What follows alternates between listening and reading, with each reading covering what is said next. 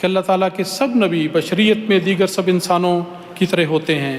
قرآن مجید میں نبی اکرم صلی اللہ علیہ وسلم کے حوالے سے یہ ذکر ہے، قُلْ إِنَّمَا أَنَا بَشَرٌ مِثْلُكُمْ، کہ میں تمہاری طرح کا ایک انسان ہوں۔ پس اگر ایک نبی کو بعض صورتوں میں دیگر انسانوں کی طرح بعض عوارض لاحق ہو جائیں تو اس پر اعتراض کرنے کا ہرگز کوئی جواز نہیں۔ بھلا ان نادانوں سے کوئی پوچھے کہ کیا ہمارے پیارے آقا حبیب خدا صلی اللہ علیہ وسلم بشری تقاضے کے تحت بعض جسمانی عوارض میں سے نہیں گزرے تھے؟ کیا حضرت ابراہیم علیہ السلام اور حضرت ایوب علیہ السلام پر بھی بیماری کے ادوار نہیں آئے تھے؟ بہت ہی جاہل اور نادان ہوگا جو ان باتوں کو وجہ اعتراض بنائے۔ حضرت مسیح موعود علیہ السلام کے لیے تو یہ عوارض وجہ اعتراض کی بجائے آپ کی صداقت کا نشان ہے۔ حدیث میں آتا ہے کہ رسول پاک صلی اللہ علیہ وسلم نے فرمایا کہ آنے والا موعود مسیح 2 زرد چادروں میں ظہور فرمائے گا۔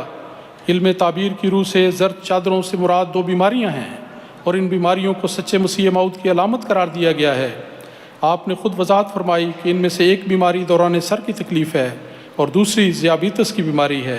پس حدیث نبوی کی روح سے جو بات دلیل ہے آپ کی صداقت کی، اس پر معترضین کا اعتراض کرنا خود ان کی لا علمی اور نادانی نہیں تو اور کیا ہے؟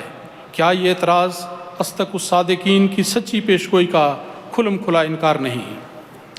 حضرات، یہاں ایک ضمنی لیکن اہم بات قابل ذکر ہے کہ جب اعتراضات کے جواب میں ہم اپنے آقا حضرت محمد مصطفیٰ صلی اللہ علیہ وسلم کے ارشادات اور آپ کی مبارک زندگی کو بطور مثال پیش کرتے ہیں تو یہ بات ہمارے معاندین کو بہت ہی ناگوار گزرتی ہے، بجائے اس کے کہ ان مثالوں کو سن کر ایک سچے مومن کی طرح اس سر تسلیم خم کر لیں اور اپنی غلطی کو تسلیم کر کے خاموش ہو رہے ہیں۔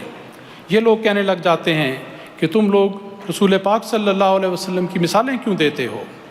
بات یہ ہے کہ ہم تو اسی محبوب ہستی کی مثالیں دیں گے اور اسی کے ارشادات کا حوالہ دیں گے جو حبیب کبریا ہے، جو اسوہ حسنہ ہے اور ہمارا سب سے زیادہ پیارا اور محبوب آقا ہے۔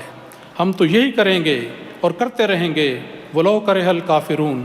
ہاں، اگر انہیں محبوب خدا کی مثالوں سے چڑ ہے تو یہ ان کی بد نصیبی ہے۔ جسمانی عوارض کے سلسلے میں ایک الزام یہ لگایا جاتا ہے کہ آپ کو جنون تھا، حالانکہ یہ بات کلیتاً بے بنیاد ہے۔ مسیح پاک علیہ السلام نے خود کسی جگہ اس بات کا ذکر نہیں کیا۔ دوسروں کا اعتراض کرنا کوئی حقیقت نہیں رکھتا۔ حضرت مسیح موعود علیہ السلام کی زندگی میں نسیان کے بعض واقعات کا ذکر ملتا ہے، لیکن یہ بات ایسی ہے جو منصب نبوت کے ہرگز خلاف نہیں۔ نبی اکرم صلی اللہ علیہ وسلم کی زندگی پر نظر کی جائے تو آپ کی حیات طیبہ میں نماز پڑھاتے وقت رکعات کی تعداد میں کمی بیشی کا ذکر ملتا ہے۔ حضرت عائشہ صدیقہ رضی اللہ تعالیٰ عنہ نے روایت کی ہے کہ کئی دفعہ آپ کو خیال گزرتا کہ آپ نے گویا کوئی کام کر لیا ہے، حالانکہ آپ نے نہ کیا ہوتا۔ خود رسول پاک صلی اللہ علیہ وسلم نے فرمایا کہ انما انا بشر انسا کما تنسون، کہ میں بھی تمہاری طرح انسان ہوں، بعض اوقات بھول جاتا ہوں۔ بس اس بات کو وجہ اعتراض بنانا محض تعصب اور نادانی ہے۔